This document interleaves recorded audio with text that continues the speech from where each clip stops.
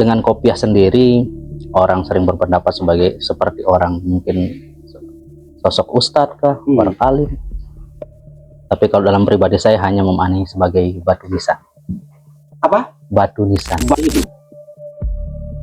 Ketika kita sudah dapat mengenal hidup itu sendiri, pasti akan nikmat. Pasti akan nikmat. Pasti akan nikmat.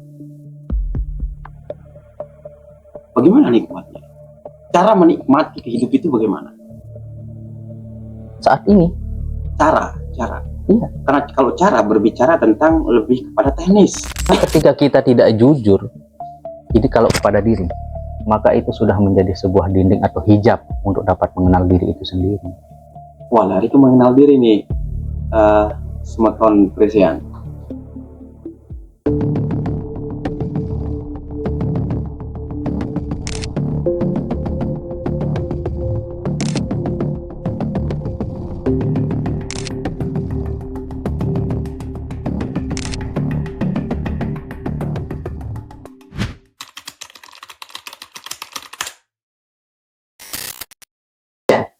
Tapi Semeton, kita kembali lagi di acara Presian, Perseteruan Antar Nalar.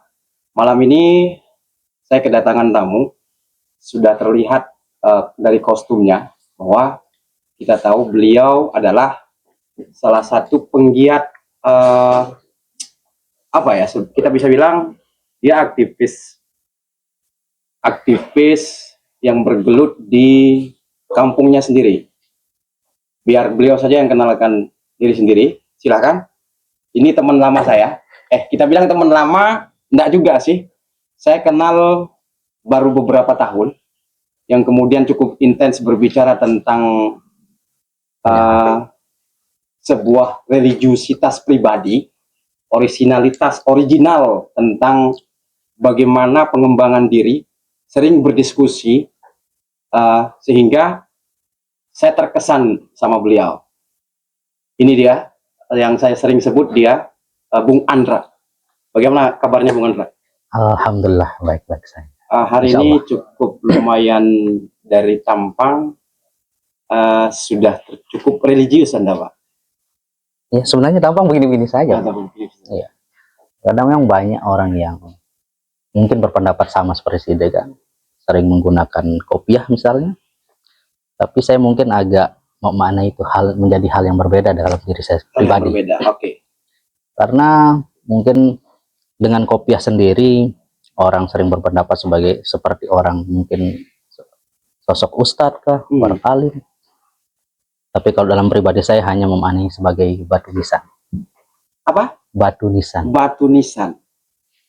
Boleh dijelaskan maksudnya batu nisan? Kita memakai kopiah itu sebuah batu nisan. Itu gimana? Pengingat kematian. Mengingat kematian. Pengingat kematian. Dari kopiah bisa kita ingat mati. Itu gimana ceritanya? Kalau itu gimana ceritanya tergantung dari orang yang memahami itu sendiri. Memahami itu iya. Sendiri. Karena sebelum lebih jauh, siap. Tolong kenalkan diri Anda dulu, Pak. Oke. Baik, terima kasih. Pertama saya mengucapkan terima kasih sudah diundang di sini. Saya Andra. Ya memang seperti manusia biasa lainnya. Seperti manusia biasa. Iya, tidak ada lebih dan tidak ada yang kalau kurangnya banyak. Kurangnya banyak. Banyak kurangnya. Nanti kita cari kurangnya. Ya, kalau lebihnya tidak ada. Oke, sampai di mana tadi? Sampai di situ. Sampai di situ. Baik. Kalau sampai di situ, kita akan lanjut ke pernyataan saudara tadi, Bung Andra, bahwa ketika kita memakai kopiah itu menjadi penanda kematian. Pengingat. Pengingat, bukan penanda berarti. Bukan penanda. Penanda sama pengingat itu apa bedanya? Bukan mungkin dari sudut pandangnya. Dari sudut pandang. Iya. Bagaimana dalam arti pemikiran dari orang yang memakai itu sendiri. Ketika kita memakai kopiah, lalu kita mengingat atau menandai diri kita sebagai makhluk yang bisa mati. Iya. Apakah begitu? Bisa dikatakan seperti itu. Oke, lebih jelas lagi Bang Andra. Karena kenapa saya selalu mengingatkan diri saya bahwa saya mati? Karena kematian itu menurut saya sesuatu hal yang pertama wajib, dan tidak ada satu orang pun yang tidak mempercayai dirinya bahwa dia tidak akan mati. Pasti dia percaya dirinya akan mati. kullu nafsin za'iqatul maut. Iya. Soalnya kalau kita berbicara tentang Tuhan saja, orang bisa tidak percaya dengan Tuhan. Tapi kalau kematian, Ketika kita berbicara Tuhan, orang itu ada yang tidak percaya dengan ada Tuhan. yang tidak percaya sama Tuhan. Tapi tidak ada orang yang tidak percaya dengan akad kematian itu. Tetapi Tidak ada orang yang tidak percaya dengan tidak ada kematian. orang yang tidak percaya dengan kematian. Dia pasti meyakini bahwa dirinya akan mati. Sedalam apa kopiah itu sebagai pengingat kematian, Pak? Kok bisa dianalogikakan? Kok bisa dianalogikakan itu kopiah itu adalah sebagai kematian? Saya menggambarkan kopiah itu sebagai batu nisan.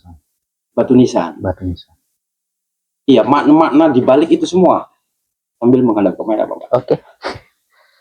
Makna yang seperti apa maksudnya?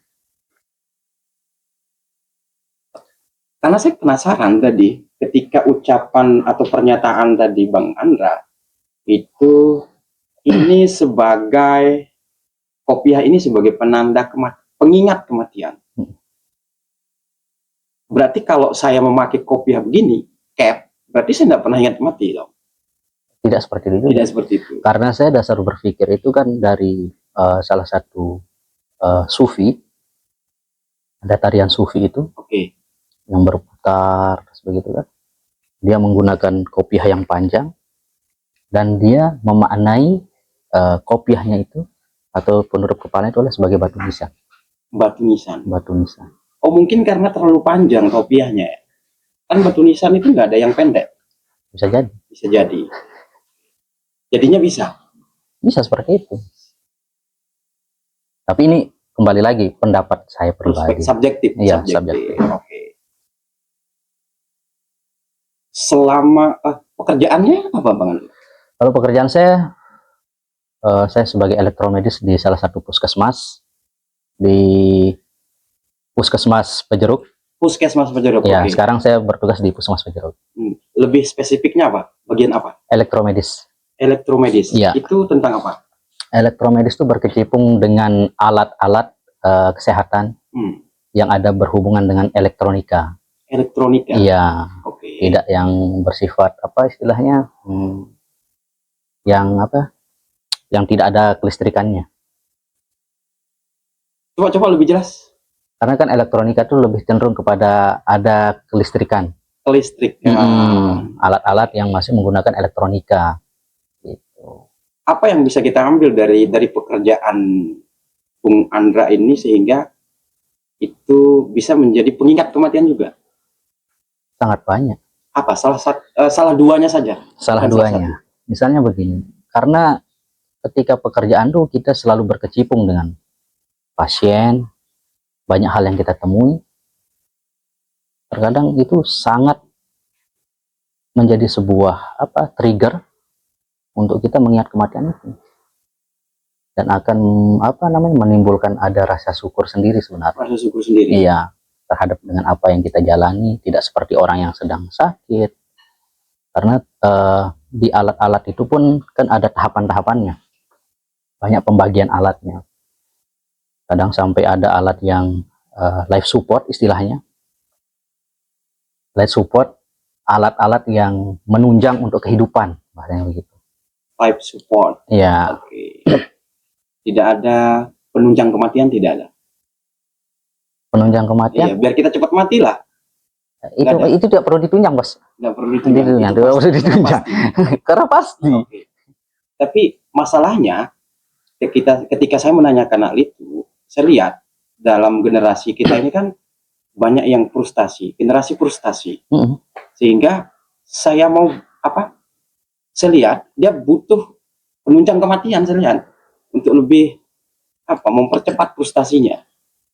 Mungkin itu kalau menurut saya orang yang salah berpandangan. Karena menganggap kematian itu adalah sebagai sebuah akhir dari sebuah perjalanan. Tapi pada hakikatnya tidak. Pada hakikatnya tidak seperti itu. Karena kita masih memiliki perjalanan lainnya.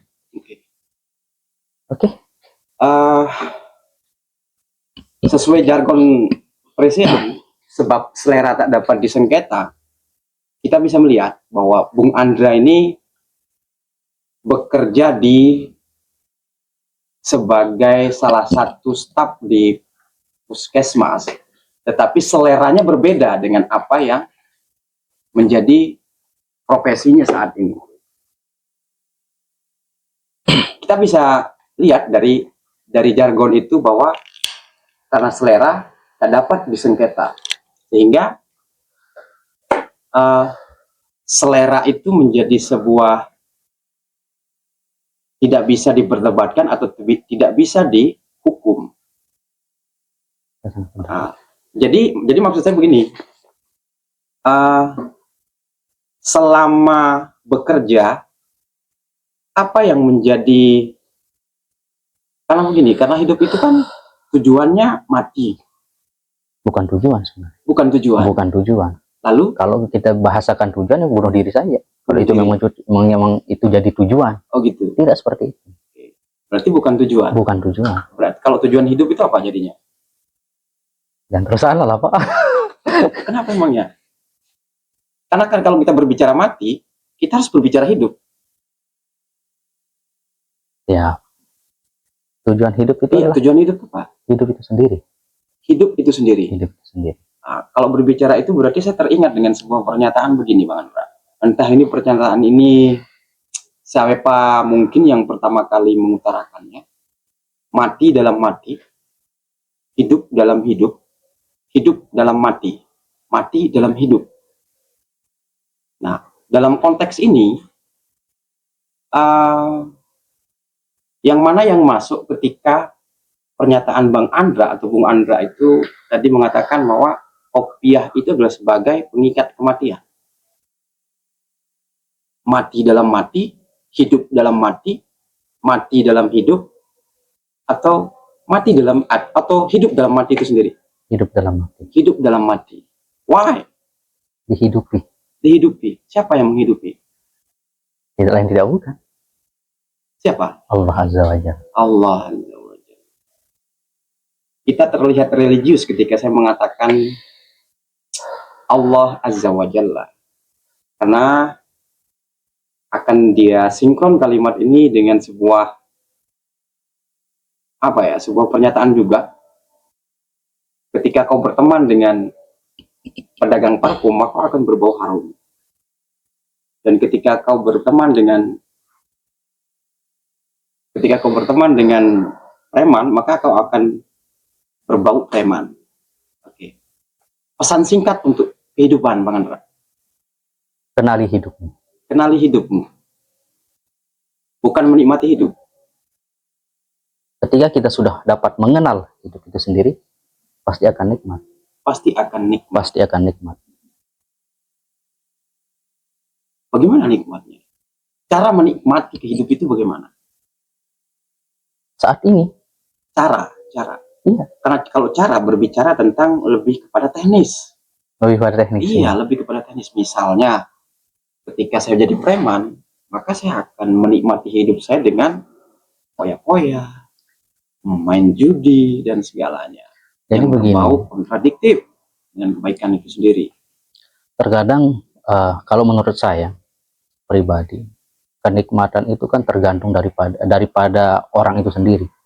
Dia menganggap kenikmatan itu apa begitu. Terkadang orang menganggap kenikmatan itu adalah kebebasan misalnya. Tidak bisa halang-halangi. Dia bebas berbuat maksiat kah, mau berbuat apa. Ada yang menganggap itu adalah sebuah kenikmatan. Mungkin banyak lagi yang menganggap kenikmatan itu sebagai sebuah hiburan-hiburan. Tergantung daripada perspektif orang itu masing-masing, kembali lagi. Itu menurut saya. Landasan hidup Bang Andra apa? Landasan seperti apa maksudnya? Sebagai pijakan hidup. Pijakan hidup? Iya, pijakan. Yang dasar sekali? Yes. Kejujuran. Kejujuran. Karena begini, konsep yang lebih, kalau kita lebih dalam lagi tentang kejujuran, berbicara tentang per hari ini, kita melihat bahwa banyak yang masih apa ya, antara jujur dan tidak itu masih belum terlihat jelas, masih samar-samar. Artinya ada topeng di balik itu semua, di balik kejujuran itu. Mungkin ya kita bisa bilang, misalnya nanti ini, mohon maaf ini, ketika orang berkopiah lalu mengatakan tentang sebuah hikmah, kan kita kan belum tahu, bahwa dia itu benar-benar ansihnya bahwa dia jujur atau tidak, atau hanya sebatas memframing diri bahwa biar dikatakan bahwa saya ini tuan guru, saya ini alim ulama, saya ini syekh dan sebagainya. Jadi begini, kejujuran itu bukan pendapat, bukan pendapat orang apakah itu jujur atau tidak. Cara untuk kita mengetahui bahwa seseorang itu jujur atau tidak, Tidak bisa kita, tidak bisa. Mungkin yang hanya bisa ditangkap itu gambaran-gambarannya. Contoh, gambaran kejujuran.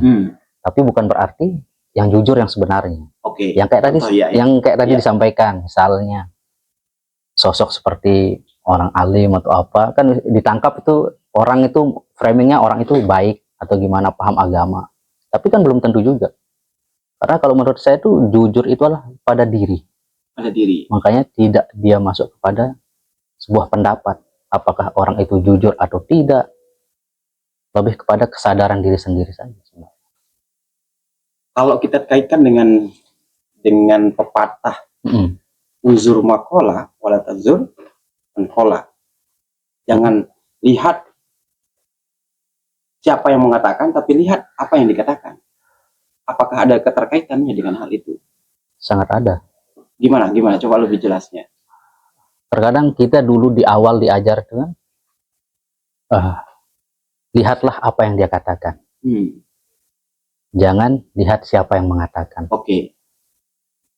Maknanya, ambil sesuatu yang baik yang dapat kita ambil dari perkataan tanpa melihat siapa yang berkata. Tapi ketika hal itu memuncak, dia akan justru terbalik seharusnya. Terbalik bagaimana? Gimana? Yang dilihat itu adalah siapa orangnya yang berbicara, bukan orangnya. Di balik orang yang berbicara. Di balik orang, berarti ada dua objek yang bukan masalah dua objek. Objek kesadaran. Oh, objek kesadaran. Berarti lebih kepada bagaimana memanage individu sendiri. Sebatas apa ketika pernyataan itu relate dengan zaman sekarang? Bagaimana batasannya? Batasan seperti apa maksudnya? Batasannya dalam artian begini, tolak ukur kejujuran itu ketika kita kaitkan dengan pepatah tadi. Apa yang menjadi filter intelektual kita sehingga itu bisa terlihat jelas bahwa kita bisa memakai bahwa pernyataan itu kita jangan lihat orangnya, tapi lihat yang dikatakannya. Ya, apa yang akan kita tempuh untuk bisa memakai pernyataan tersebut? Yang sampai pernyataan yang lihatlah. Iya. Siapa di balik yang berkata. Kan begini, kan kita ini sering bermain medsos, iya, banyak YouTube dan segalanya, sehingga banyak orang bisa saja menjadi tuang guru YouTubiah. Gitu ya. Iya, bukan ahli dalam yang memang ansih di bidang itu sendiri. Bahwa kita bisa bilang ini jamaahnya banyak di YouTubiah, jamaah YouTubiah. Nah, sehingga saya bilang bagaimana memfilter itu dalam tataran nalar kita, Pak? Kalau secara nalar, yang menjadi sebuah filter itu adalah kebenaran daripada seseorang itu. Kan kita bisa mengukur, ya, lebih banyak benarnya kah, atau lebih banyak yang tidak benarnya. Yang tidak benarnya. Iya, itu yang saya maksud. Itu menjadi sebuah tolak ukur dalam pemikiran dasar kita dari berangkat dari kebenaran orang itu. Makanya itu yang saya maksud tadi dengan sudah tren digital ini, sehingga Kan kita cuma ngelihat di layar yang tak punya mata, yang memang tak bersuara, tapi bersuara dan bermata. Sehingga wajar Iwan Fals bilang itu dajjal net. Yang kemudian kita bisa lihat apakah ini benar orangnya yang memang ansih jujur, yang berprofesi sebagai dalam yang ditampilkan di layar HP-nya. Gimana menurut Bang Andra sendiri? Kadang kalau membahas sebuah kejujuran ini memang agak sulit ya. Agak sulit. Iya, karena mungkin kita Jangan-jangan saya tidak jujur sama Anda ini sekarang. bisa jadi, Asik. bisa jadi. Iya. Atau sebaliknya. Atau bisa jadi Anda juga tidak jujur dengan diri Anda sendiri. Nah, itu makanya saya kan tanyakan tadi, tolak ukur kejujuran dalam memanage diri sendiri itu yang perlu kita ketahui kan jadinya. Iya. Karena ketika kita tidak jujur, ini kalau kepada diri, maka itu sudah menjadi sebuah dinding atau hijab untuk dapat mengenal diri itu sendiri. Wah, lari ke mengenal diri nih, Sumaton Presian. Dengar baik-baik, bagaimana cara mengenal diri? Waduh, Gimana? mengenal diri. Silakan. Bagaimana cara mengenal diri? Iya. Itu sebuah proses yang panjang kalau menurut saya. Proses yang panjang. Proses yang panjang. Makanya Kan diri itu cuma 4 huruf, Pak. secara hurufnya. Secara huruf, oke. Tapi kalau kepada diri ini kan terdiri dari. Iya. Berdiri dari. Terdiri dari sesuatu. Oke. Singkatnya bagaimana cara mengenal diri? Ya, dasar yang tadi, jujur itu. Jujur, Harus jujur dulu. Jujur pada diri kita sendiri. Jujur pada diri sendiri. Iya. Sama seperti, mungkin saya contohkan gambaran kejujuran yang ini. Pada saat puasa. Pada saat kita berpuasa, puasa Ramadan lah misalnya.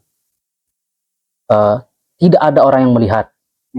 Kita berada di sebuah kamar misalnya. Terus merasa lapar atau apa. Tapi kita tidak berani makan. Tidak berani makan. Iya, karena kita sadari diri kita berpuasa. Itu kepada siapa Anda berjujur? Jujur Anda kepada siapa? Padahal tidak ada yang melihat, tidak ada yang tahu. Tapi kenapa tidak berani makan? Ya, karena saya puasa. Pada siapa Anda jujur untuk itu?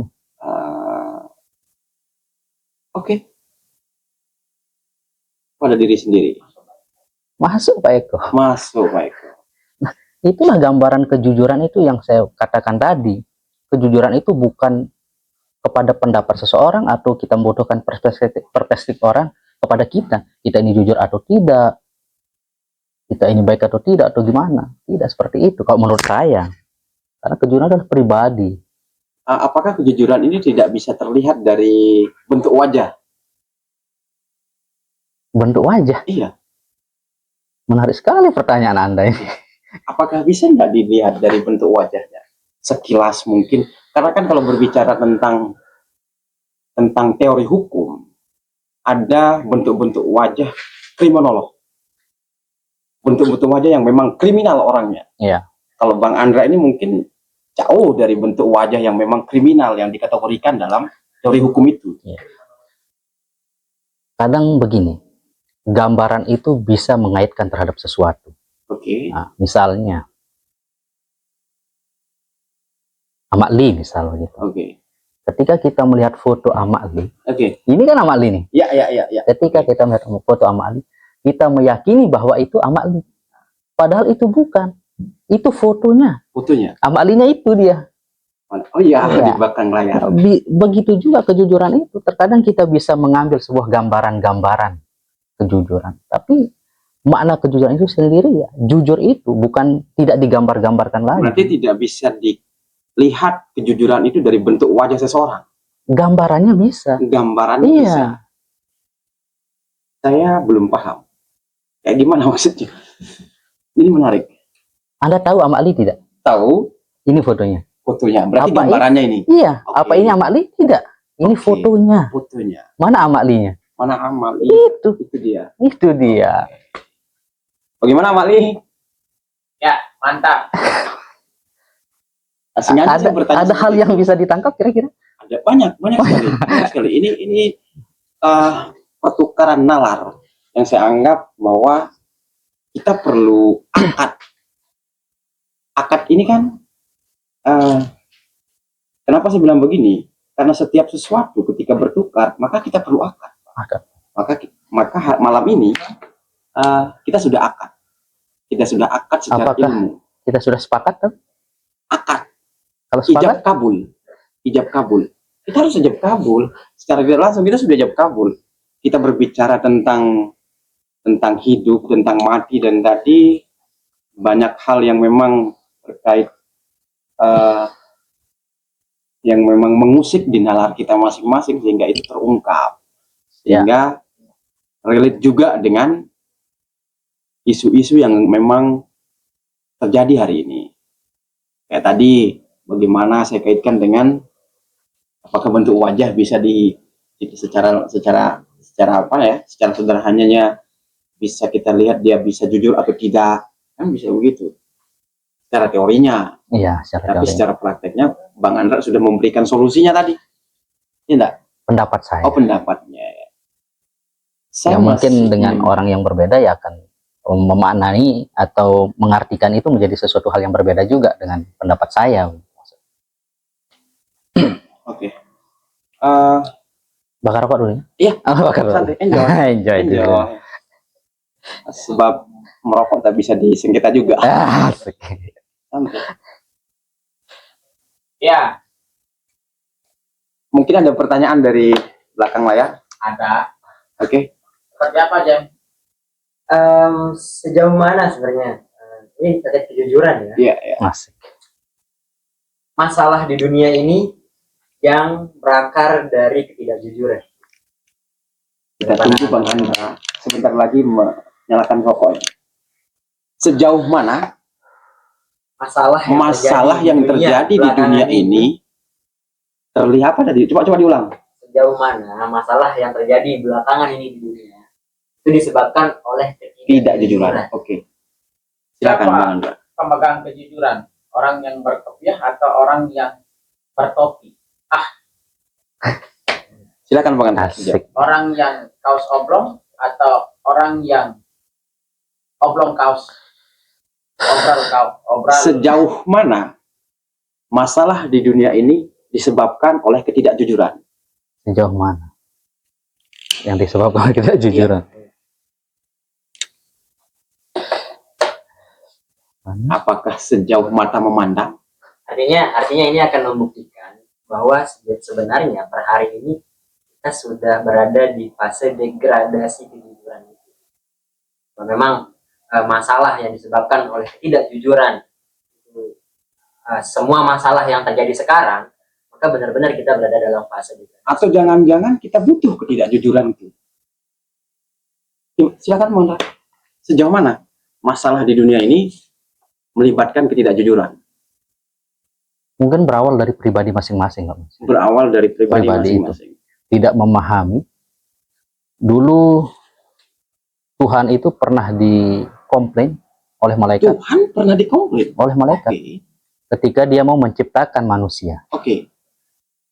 Malaikat berkata, ya Tuhan, kenapa engkau ciptakan manusia? Apakah dia tidak akan hanya menjadi sebagai perusak, katanya, di muka bumi? Lalu Tuhan menjawab apa?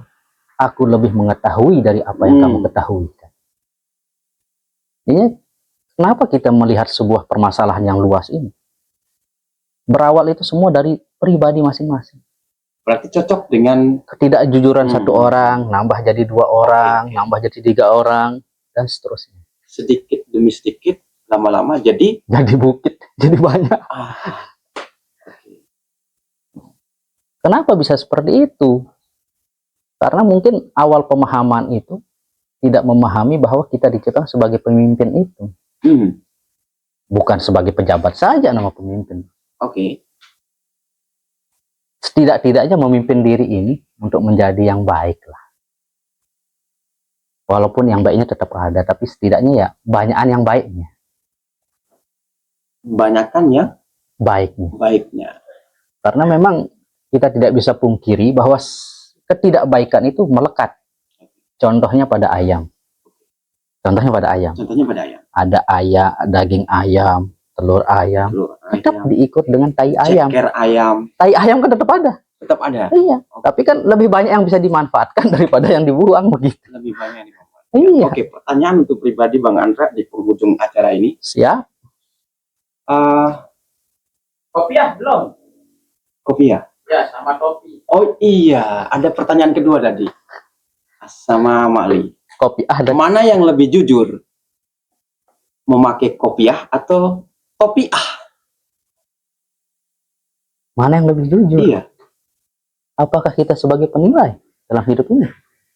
Bagaimana Amali? Apakah kita berhak untuk menilai? Sambil melihat Amali. Kalau di sekolah berhak ya menilai karena ada soal Benar dan salah. benar dan Salah, karena sudah ujian. Iya, karena setelah ujian, maka dia dinilai. angka kredit pegawai juga dinilai. Mungkin tahapan pembelajaran seperti itu.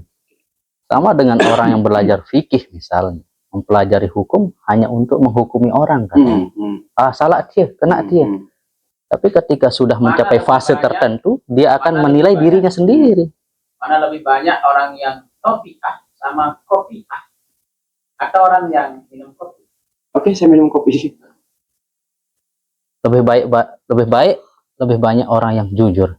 Terserah mau pakai kopiah atau topiah. Lebih baik diulang sambil melihat kamera. Lebih banyak orang yang jujur. Terserah ia akan menggunakan kopiah atau topiah. Satu pertanyaan terakhir. Satu pertanyaan Asik. terakhir. Oke. Boleh nggak bohong itu? Dan kalau bohong itu boleh, kapan dia dipakai? Oke, Bang Andra. Saya pernah ditanya sama seseorang. Kembali lagi, ketika kita mempelajari fikih itu bukan untuk menghukumi orang. Dia bertanya. Saya cerita sedikit. Banyak-banyak aja. Enggak apa-apa. Jangan lama nih, Bos. Enggak apa-apa. Dia bertanya seperti ini. Dia itu punya anak. Anaknya ini sangat disayang oleh neneknya. Ini sahabat saya ini selalu ditanya sama neneknya kan. Apa sih, kita sebut saja si A lah begitu. Cucunya jadinya kan. Apa tetap sekolah, tetap ngaji? Oh iya, tetap sekolah, tetap ngaji. Gitu. Padahal kenyataannya anaknya itu sudah putus sekolah. Si A ini sudah putus sekolah. Lalu dia bertanya kepada saya, apakah boleh saya berbohong, katanya begitu. Saya tanya, kenapa Anda berbohong sama ibunya berarti kan? Karena ibu saya dalam kondisi sakit seperti inilah begitu. Sehingga kalau saya berkata jujur, kalau cucunya ini tidak pernah udah putus sekolah atau apa, akan menimbulkan hal-hal yang tidak diinginkan lah. Banyak hal mudarat muncul. Iya. Lalu saya menjawab apa? Boleh bagi kamu, tapi tidak boleh bagi saya. Karena keadaannya yang berbeda. Ini kalau kita menghukumi sesuatu tuh untuk semua pihak dalam satu saklek lah kita bilang begitu, ya jelas bohong itu tidak boleh. Bohong itu tidak boleh. Tapi Tidak boleh. Tidak boleh. Bohong itu boleh, bohong itu tidak boleh. Karena kalau kita jujur bohong atau apa, ini kan sebenarnya hukum. Dasar hukum itu ada, asasnya itu dua, manfaat dan Berarti mudarat. Bohong itu boleh atau tidak boleh? Tidak boleh. Tidak boleh. Di mana tempat bolehnya ketika Kalau Anda berbicara seperti ini, sholat itu wajib tidak? Wajib. Tidak. Secara umum. Secara umum, iya. Ketika orang haid. Nah itu makanya dia tidak wajib. Bisa seperti itu. Jadinya harus diklasifikasikan dulu seperti apa.